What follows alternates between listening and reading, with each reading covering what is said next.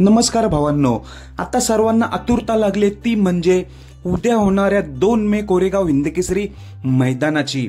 मिलिंद शेठ पाटील कोचगाव तसेच विठ्ठल नानांच्या नियोजनात पळणारा भुंगा डॉनचा उद्या होणाऱ्या मैदानासाठी पायरा कोणासोबत आहे हे मी तुम्हाला 100% आणि खात्रीशीर सांगणार आहे।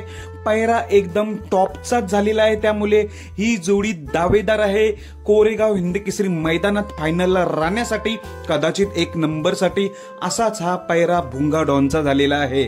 तर मित्रांनो, सध्या मी या व्हिडिओ मार्फत एकच पायरा सांगणार आहे। याच्यानंतर 1-2 तासांनी मी सर्व पायरे जे काही चेंजेस झालेत, काही खरे पायरे नक्कीच व्हिडिओ घेऊन येईल। मला बरेच पायरे टॉपची माहिती झालेली आहेत, ते तुम्हाला मी थोड्या वेळात सांगतो। सध्याच्या व्हिडिओ मार्फत फक्त भुंगा डॉनचाच पायरा सांगतो। तर भावांनो, असाच एक टॉपचाच पायरा झालेला आहे। भुंगा डॉन तुम्हाला माहिती आहे विठ्ठल नानांच्या नियोजनात पळत असतो। 5-6 दिवस आधीच भुंगा डॉन नानांच्या दावणीला दाखल झाला होता आणि चांगल्या रीतीने आता आराम देखील झालेला आहे आणि उद्या कोरेगावसाठी निघतोय।